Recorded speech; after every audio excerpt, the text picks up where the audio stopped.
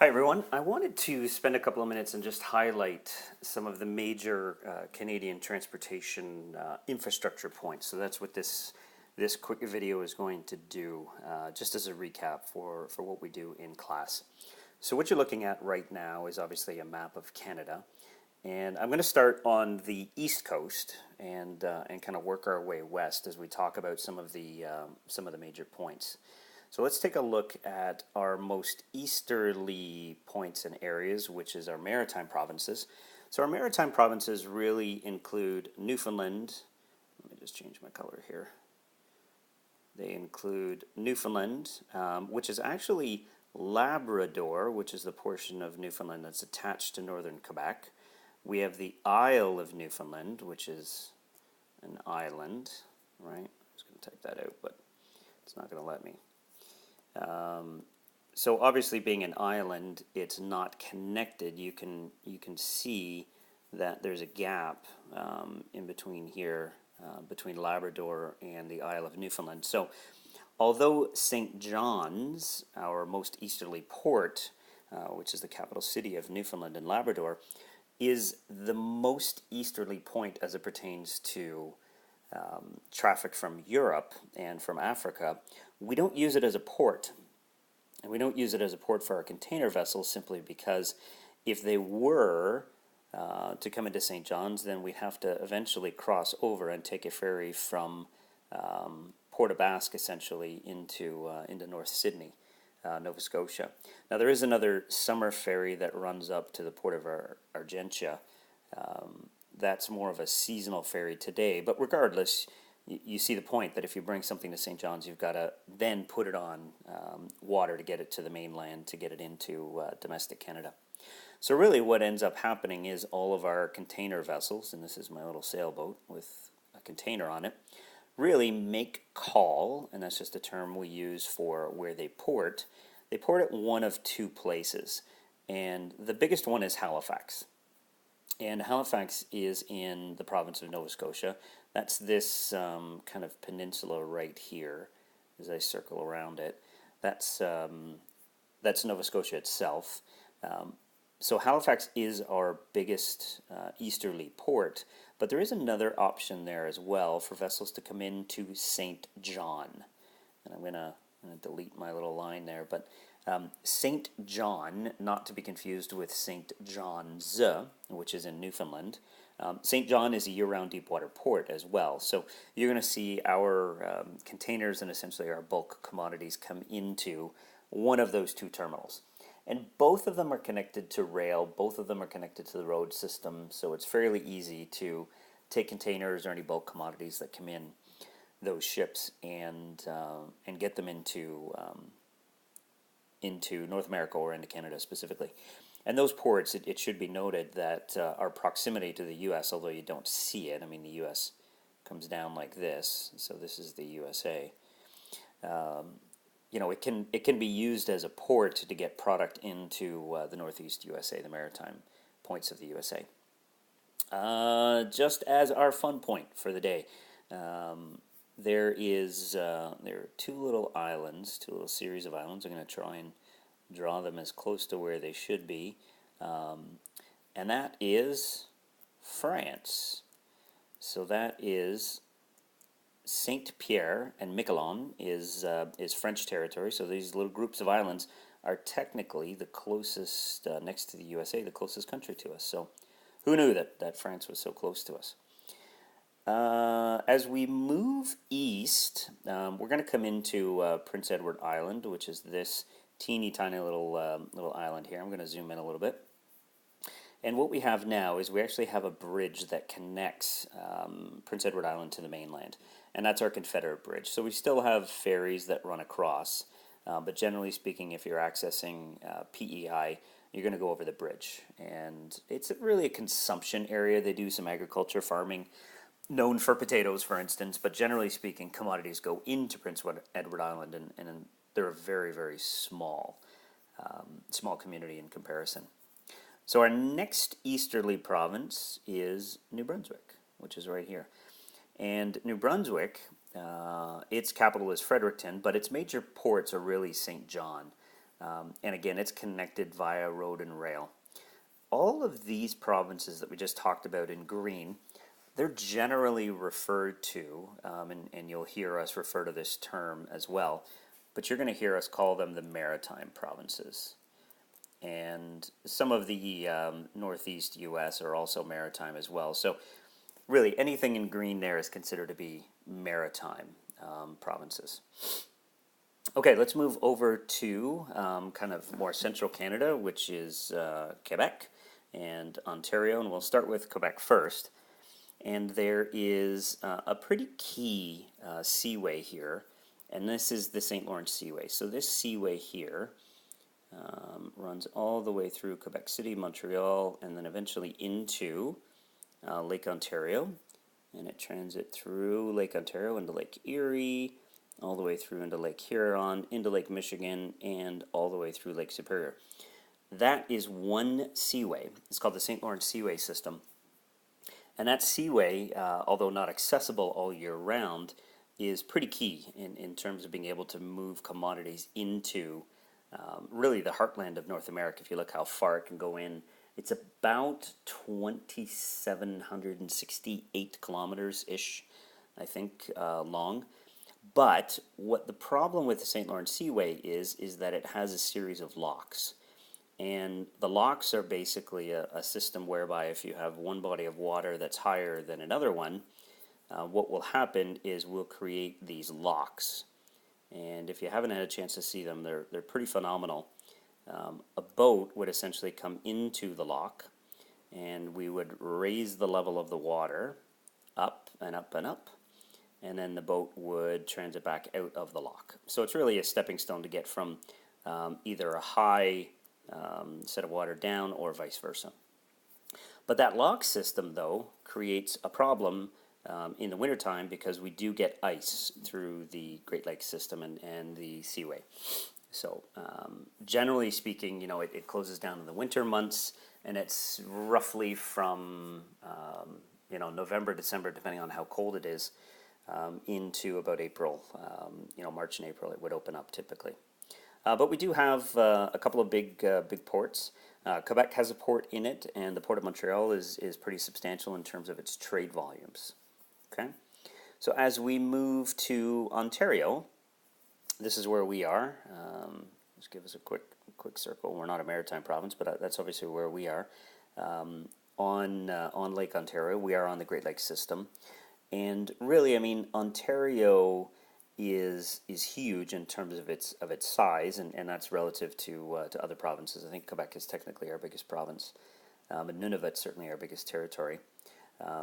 But there's a huge manufacturing and population base in southern Ontario, which really encompasses, all of this region in here. And that's where the majority of our transportation infrastructure lies. So you see, we've got our major airport, Canada's busiest airport here in Toronto. We also have ports in Toronto and Hamilton. I'm going to zoom in. Hamilton's right at the edge of the lake here. And the Port of Hamilton, big in steel, if you're familiar with that particular area. But really, again, anywhere in Ontario is served by rail and road and air service, and marine transportation as well through the Great Lakes St. Lawrence Seaway system. So as we kind of work our way west, we get into our first prairie province, and I'll change colors again here. Maybe we'll do yellow. So we get into Manitoba. And Manitoba is, its hub and its center is Winnipeg.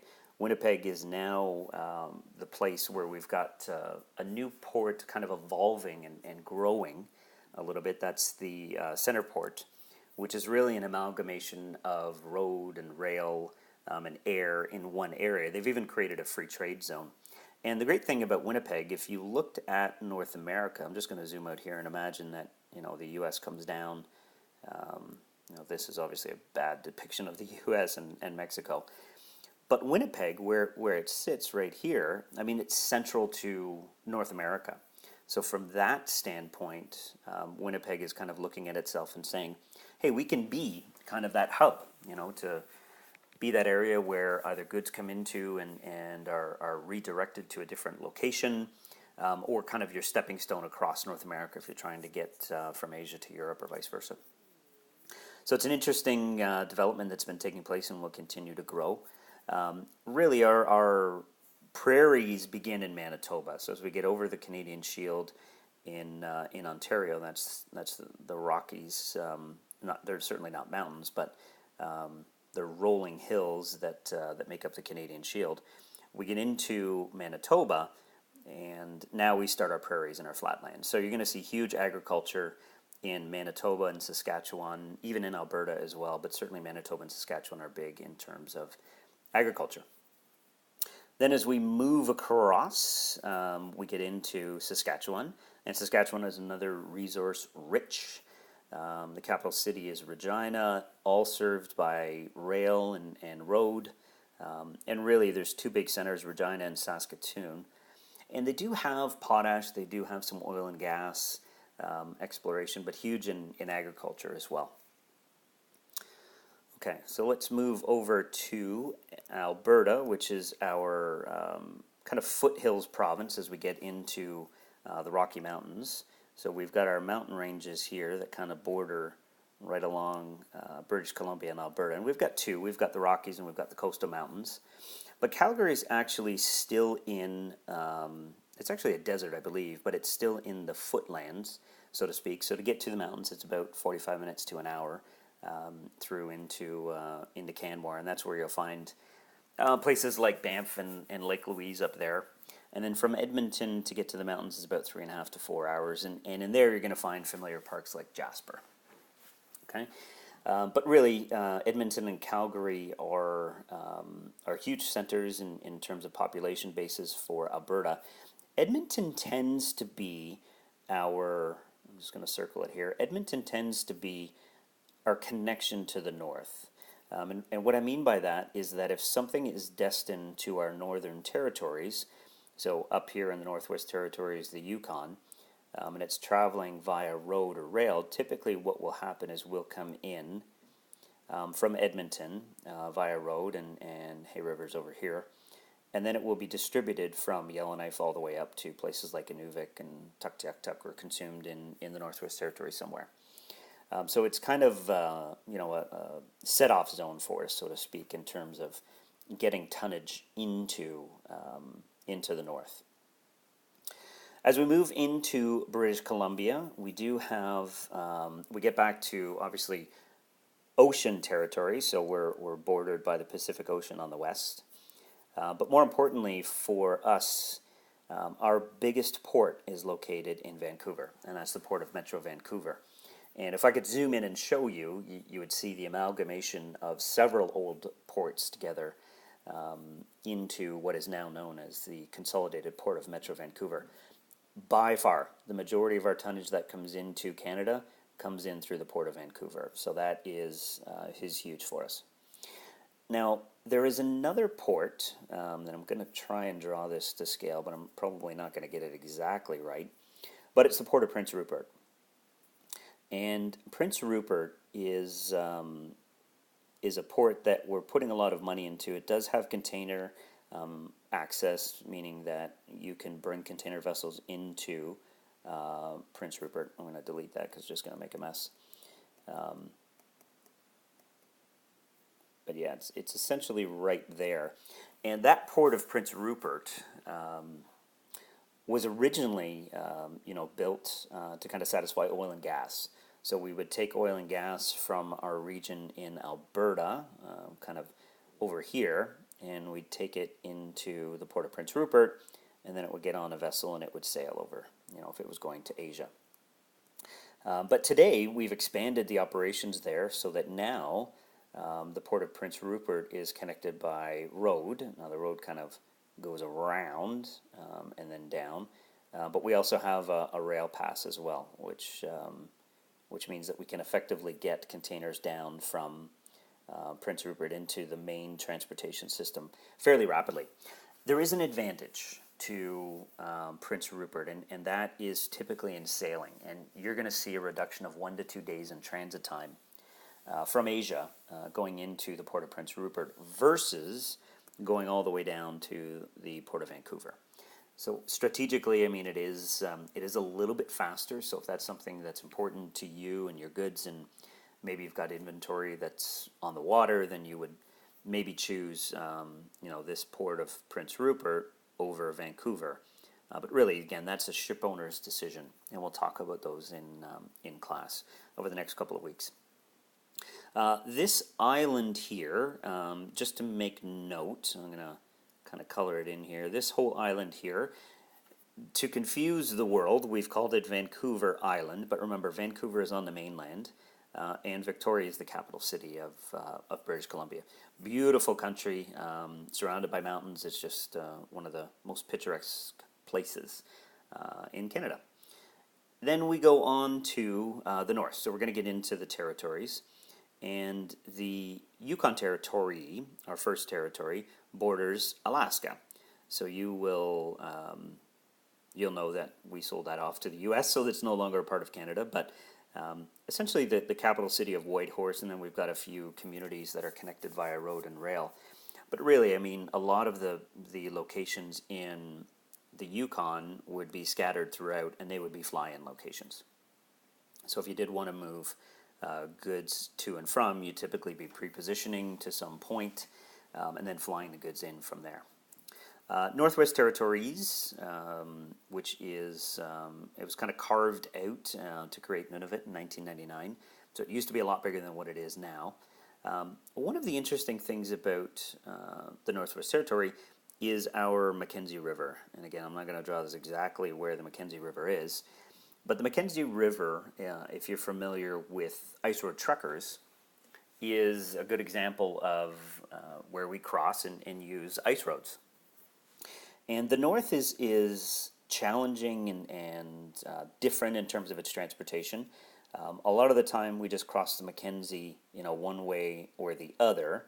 We don't actually drive all the way up it, but there are some portions where we drive all the way up or back down using the ice road.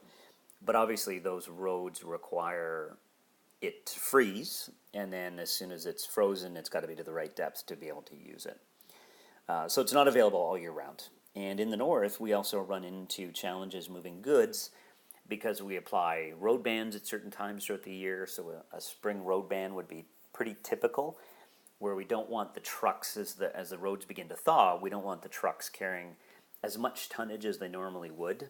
Typically, one of our trucks in the south would carry 44,000 pounds of cargo in addition to the weight of the tractor and the trailer in and of itself. So, it's pretty substantial. So they will lower the amount of weight, maybe half that. So maybe you can put 20,000 pounds on a truck, just so that we're not creating all those potholes and everything else. But there are several communities. We've got Inuvik and Tuktoyaktuk up here, served by road when it's available and passable. But again, there are a lot of fly-in communities throughout the north, big into mining, diamond mining. We've got some diamond mining that happens up there, and minerals mining as well. Our newest territory is Nunavut. And Nunavut, I'm going to scroll over here, its capital is on Baffin Island. So you see this, it's actually a huge island all the way through. Baffin Island, and the capital here that I've tried to circle is Iqaluit. And Iqaluit, previously known as Frobisher Bay, is really the hub for the north in terms of any communities that are up island or in the balance of Nunavut. Really, cargo goes into and is primarily flown. First Air and Canadian North are the two primary carriers that service the area today. It's flown into Iqaluit, and then from there it would jump into any of our upland communities by air, and typically a smaller aircraft. Now, Baffin Island is serviced by ocean, or marine transportation rather.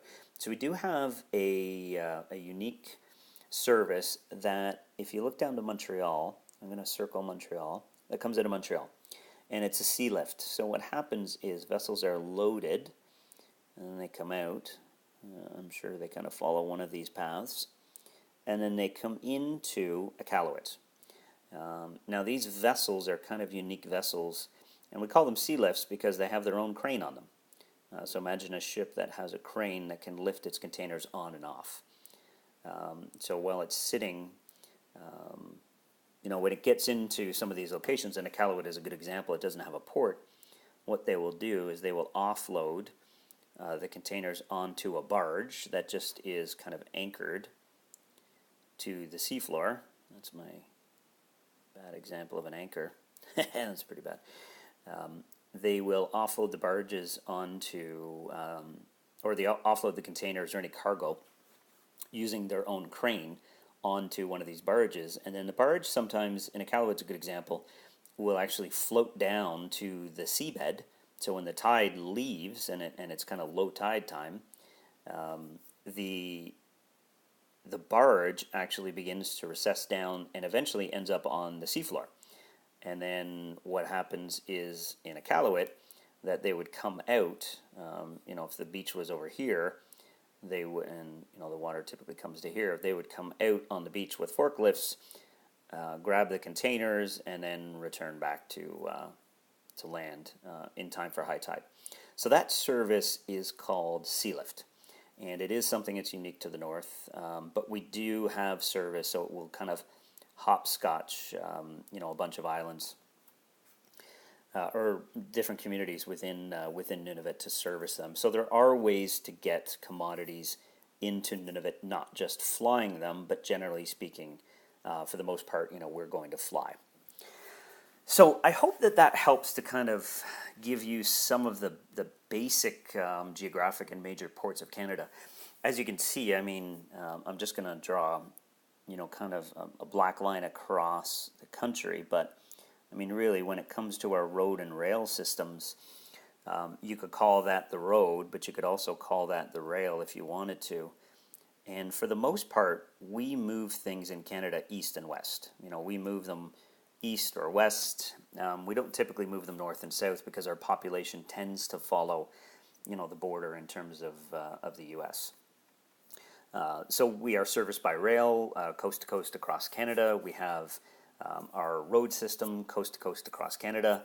The major ports, again, on the east coast are the Port of Halifax and the Port of St. John. Those are the two big ones that, from a marine transportation perspective, come in. And then on the west coast, remember this one up here, which is the Port of Prince Rupert, and then we also have the Port of Vancouver. Those are our primary ways that cargo enters Canada via ports.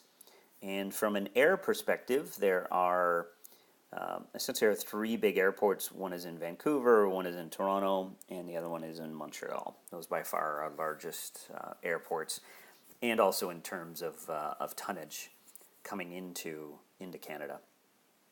And then last but not least, I'm going to attempt to draw these green lines, which are pipelines. But we do have pipeline distribution that kind of runs out of our big oil sands areas in Alberta and Saskatchewan, and those pipelines deliver both oil and gas to consuming communities and even to the U.S. as well. So I hope that frames and helps to frame Canada for you. It's a huge country. We're blessed with both the mountains and the prairies and the Canadian Shield and our maritime provinces, but it does pose different problems, as you can imagine, throughout the seasons. Getting up and down mountains, for instance, requires more horsepower. So if you are running trains, you may not run them as long, meaning as many cars. If you're running a truck, you would probably have a different type of tractor. That's the physical truck that with the power. You would have a more powerful tractor than you would necessarily need if you were just transiting something across Manitoba and Saskatchewan. As you can appreciate, there's not a lot of hills, so you simply don't need that. And then from an air perspective, we have a huge, air freight industry, particularly that services the north. So we really do have it all, and you'll get exposure to some of those as we kind of work throughout the course. But I would encourage you to take some time and on your own begin to become a little bit more familiar with these locations. More importantly are the big ones. That's your Prince Ruperts and your Vancouvers, your major centers in each province like Edmonton and Calgary, Saskatoon or Regina, Winnipeg, and work all your way east. But you also want to know the airports. You want to know generally how things move to and from. So spend some time exploring both on Google and within the course materials that we have. It is important that you understand the geography anywhere that you're going to practice, supply chain management, so that you're fluent in where the modes are available to you, but you're also fluent in understanding where there may be potential problems. So, the mountains and the weather and those types of things. So, hope you enjoyed it. If you have any questions, please post them into Blackboard. Thanks.